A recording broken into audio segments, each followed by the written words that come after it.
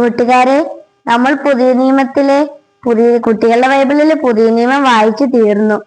ഇനി നമുക്ക് പഴയ നിയമത്തിലെ ദൈവത്തിന്റെ സൃഷ്ടിയെ പറ്റി കേൾക്കാവേ.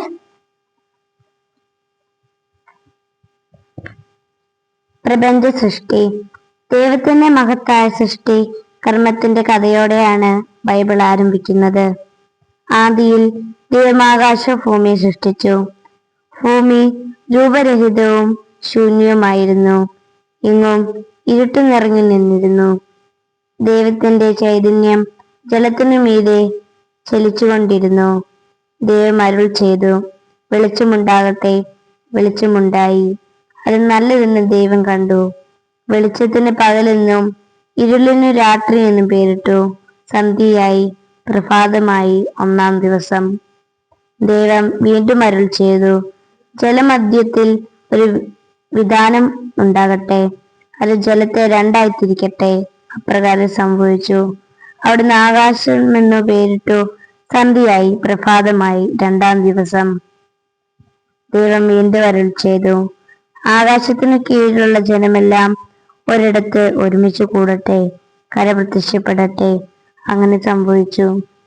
കരയ്ക്ക് ഭൂമി എന്നും ഒരുമിച്ച് കൂടിയ ജലത്തിന് കടൽ എന്നും ദൈവം പേരിട്ടു. അവിടുന്ന് പറഞ്ഞു, ഭൂമിയിൽ എല്ലാത്തരം സസ്യങ്ങളും വൃക്ഷങ്ങളും ഉണ്ടാകട്ടെ. അങ്ങനെ സംഭവിച്ചു. ഭൂമി പച്ചപ്പ് കൊണ്ട് നിറഞ്ഞു. സന്ധ്യയായി, പ്രഭാതമായി, മൂന്നാം ദിവസം. ദൈവം വീണ്ടും അരുൾ ചെയ്തു, രാവും പകലും വേർതിരിക്കാൻ ആകാശവിതാനങ്ങളിൽ പ്രകാശമുണ്ടാകട്ടെ. പകലിനെ നയിക്കാൻ വലുത്, രാത്രിയെ നയിക്കാൻ ചെറുത്. അങ്ങനെ സൂര്യനും ചന്ദ്രനും ഒപ്പം നക്ഷത്രങ്ങളെയും അവിടുന്ന് സൃഷ്ടിച്ചു. സന്ധ്യയായി, പ്രഭാതമായി, നാലാം ദിവസം. ദൈവം വീണ്ടും അരുൾ ചെയ്തു, ജലം ജീവജാലങ്ങളെ പുറപ്പെടുവിക്കട്ടെ. പക്ഷികൾ ഭൂമിക്ക് മീതെ പറക്കട്ടെ. അങ്ങനെ മത്സ്യങ്ങളും മറ്റു ജലജീവികളും പക്ഷികളും രൂപമെടുത്തു. സന്ധ്യയായി, പ്രഭാതമായി, അഞ്ചാം ദിവസം.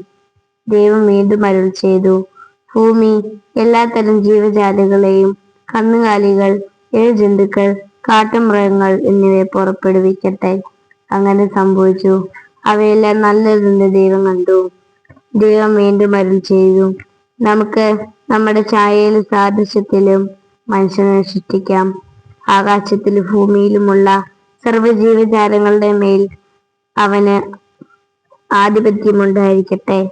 അങ്ങനെ ദൈവം തന്റെ ഛായയിൽ മനുഷ്യനെ സൃഷ്ടിച്ചു. സ്ത്രീയും പുരുഷനുമായി അവരെ സൃഷ്ടിച്ചു. ഭൂമിയിലെ സർവ്വജീവജാലങ്ങളുടെ മേൽ അവിടുന്ന് അവർക്ക് അധികാരം നൽകി. താൻ സൃഷ്ടിച്ചതെല്ലാം വളരെ നന്നായിരിക്കുന്നുവെന്ന് ദൈവം കണ്ടു. സന്ധ്യയായി, പ്രഭാതമായി, ആറാം ദിവസം.